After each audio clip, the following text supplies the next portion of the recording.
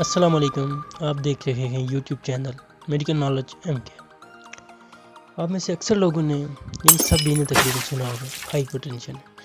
یہ لفظ ہر کسی کو پتہ ہوتا ہے، ہائپر ٹینشن، فلاں بندے کو ہائپر ٹینشن ہے، یہ کیا ہے؟ کسی نے اس کے بارے میں شاید غور شاید نہیں کیا۔ صرف اس کا یہ نہیں ہوتا بلڈ پریشر کا بڑھ جانا، لیکن کن سچویشن میں بڑھتا ہے، کتنا بڑھتا ہے اور کیا ہے۔ تو آج کی ویڈیو ہماری اس کے مطابق ہے، اس کے ریلیٹڈ ہوگی۔ تو میڈیکل اسٹوڈنٹ کے لیے یہ بہت ہی امپورٹنٹ اور مفید ثابت ہو سکتی ہے، تو ویڈیو کے ساتھ بنے رہیے گا، اور اگر چینل پر نہیں ہیں اور چینل کو سبسکرائب کر دیجیے گا، شکریہ۔ تو چلو چلتے ہیں اپنی ویڈیوز کی جانب۔ ہائپر ٹینشن بلڈ پریشر کا زیادہ ہونا، یعنی جس کو بی پی بھی کہتے ہیں، اس کا بڑھ جانا، نارمل جو اس کی ریڈنگ ہے اس سے بڑھ جانا، اس کو کیا کہتے ہیں؟ Blood pressure. اگر نارمل دیکھا جائے تو وہ 120/80 ہے، تو اس سے زیادہ ہونا پھر ہائی کی طرف چلا جاتا ہے۔ تو اس کی دو سچویشنز آتی ہیں، یعنی ہائپر ٹینشن کی دو اقسام ہیں، اب یہ وہ کہہ لیں، ایک ہم کہہ لیتے ہیں پرائمری، ایک سیکنڈری۔ یہ تو ہائپر ٹینشن کی دو اقسام ہیں، لیکن اس کے علاوہ جو اس کی ریڈنگ میں لی جاتی ہے، یہ بھی دیکھنا کی بات ہے کہ سسٹولک اور ڈائسسٹولک دو بلڈ پریشر ہوتے ہیں، تو ان کی نارمل ریڈنگ کا بھی بڑھ جانا، یعنی سسٹولک کا 40 ملی میٹر سے بڑھ جانا، اور دوسرے کا جو ڈائسٹولک کا وہ 90 یعنی 90 اس سے بڑھ جانا۔ یہ ہائپر ٹینشن ہوتا ہے، یہ کیوں ہوتا ہے، کس سچویشن سے ہوتا ہے، کن مریضوں کو ہوتا ہے؟ ہائپر ٹینشن جو موسٹلی ہے یہ ہوتا ہے بایولوجیکل، جو آپ کی جسمانی تکلیف نہیں ہے ان کی وجہ سے ہو جاتا ہے۔ مثال کچھ لوگ سالٹ کا بہت زیادہ یوز کرتے ہیں، تو ان کے اندر یہ بیماری کافی دیکھنے کو مل رہی ہے، تو یہ جن لوگوں کو اس کے ہونے کا زیادہ تھا۔ اس کے علاوہ بھی آرام ہے، اس کے علاوہ یہ اس کا موجب ہیں، نامعلوم اسباب بھی ہو سکتے ہیں نا، تو تکلیف تو بہت زیادہ ہے۔ شراب پینے والے لوگوں میں بھی اس کی بہت کمپلیکیشنز دیکھنے کو ملی ہیں، لیکن جو ہائپر ٹینشن ہے اس کے نقصانات کیا ہیں؟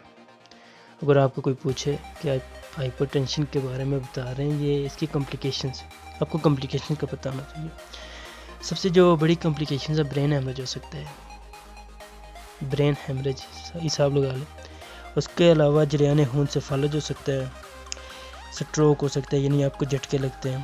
اس کے علاوہ ہارٹ اٹیک، ہارٹ فیلئر ہو سکتا ہے، ہارٹ فیلئر ہو کر آپ کی ڈیتھ ہو سکتی ہے۔ بلڈ پریشر سے ناک سے جریان خون ہو سکتا ہے، نیکروسس ہو سکتا ہے۔ تو یہ تھی ہائپر ٹینشن کے بارے میں کچھ باتیں۔ تو اس کی دو اقسام میں نے پڑھائی ہیں، آپ کو بتایا، ایک ہے پرائمری، ایک ہے سیکنڈری۔ پرائمری تقریباً 95% لوگوں میں ہوتی ہے، نارمل سچویشن میں بلڈ پریشر کا بڑھ جانا ہوتا ہے، تو یہ تقریباً سب کو ہی ہوتا ہے، لیکن 95% ہے، اس میں 95% اس لیے نہیں رکھتا ہے۔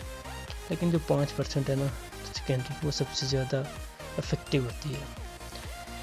تو اس کے علاوہ اس کے لیے پریونشنز کیا ہیں، آپ کو پریونشن کا پتہ ہونا چاہیے۔ اس کے لیے پریونشن بہت سی ہیں، سب سے جو مین ہے کہ آپ لوگوں کو ہائپر ٹینشن کے بارے میں آگاہ کریں، کس طرح کہ وہ اپنا چیک اپ باقاعدگی سے کروائیں، بلڈ پریشر کا معائنہ گھر پر بھی باقاعدگی سے کیا جائے، جو نمک ہے یعنی سالٹ، اس کا استعمال بالکل کم کر دیں۔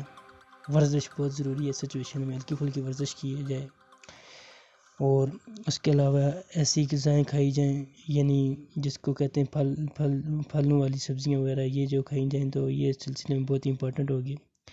ہائی بلڈ پریشر کے جو مریض کو پھل، سبزیاں، مچھلی اور گوشت کھانا چاہیے۔ اور یہ تو چلو کچھ ہیں، لیکن نماز